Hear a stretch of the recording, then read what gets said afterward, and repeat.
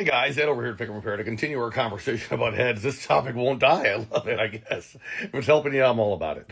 So here's the deal. Here's this comment in. This guy comes in and he says, hey, look, we had our heads sent out. They were late model heads and they were cracked. That actually brings up another topic. So in addition to wanting you to at least strongly consider replacing your heads in the event of a blown head gasket, because the 18 millimeter versions specifically are thinner versus the 20 that are commonized. So you're like, well, man, I've got an '07 truck, I got a late build '06 truck, whatever, and I got an E-Series van that's an '08, '09, or 2010, and I've got, the commonized heads. I can machine those, right? You can, and the likelihood of them being cracked is lessened, but recognize that there's another part of the conversation we haven't talked about until now, I'm pretty sure, and that is that metallurgy is a thing. Hot, cold, hot, cold, hot, cold cycles stresses metal out, and so there's nothing you can do. You don't think about metal getting old, but that's exactly what happens.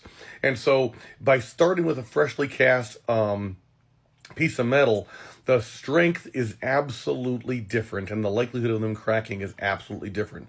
So if you have two nickels to rub together, now if you don't, you're eating ramen noodles, maybe you want to go get your heads decked and checked, or checked and decked, but you just hope for the best, and please don't run higher horsepower.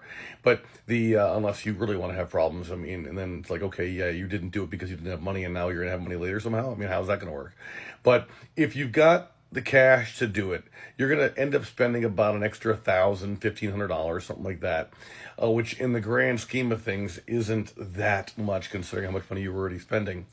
If you get new heads, it's one less thing to worry about.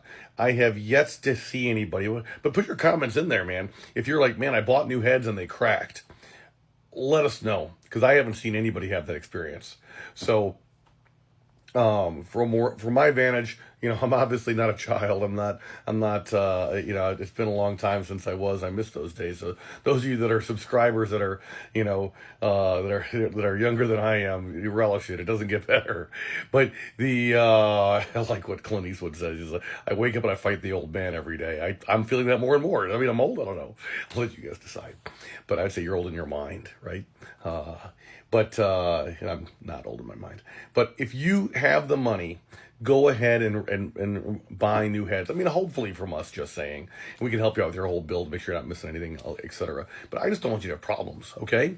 And if you're a stock truck, like, oh my gosh, I bought this truck, I have to stud it. No, you do not. We have so many customers with 5, 6, 700,000, 800,000 on their original non-studded truck. Just don't drive it like a 17-year-old. Nothing against the 17-year-olds. And also, don't turn them up too much.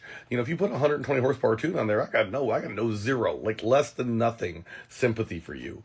But if that's not you, and you can, leave it with stock power levels and all this kind of stuff, you're going to be fine. Maybe you score yourself a FICM tune, maybe an ECM tune that doesn't exceed 50 horsepower, and you'll be fine as long as you drive it nice. But if that's not, if you can't do that, you're just seeking more horsepower because you want the extra power to pull the passes, or you see the better fuel economy gains, off in the horizon, it's just a little bit out of reach because you're not running enough power, then by all means, yes. Let's sell you some heads and head gaskets and everything else that you might need, the bigger turbo and the injectors and the fuel system and all that kind of stuff. But if that's not you, please don't believe the lie that you have to stud your truck.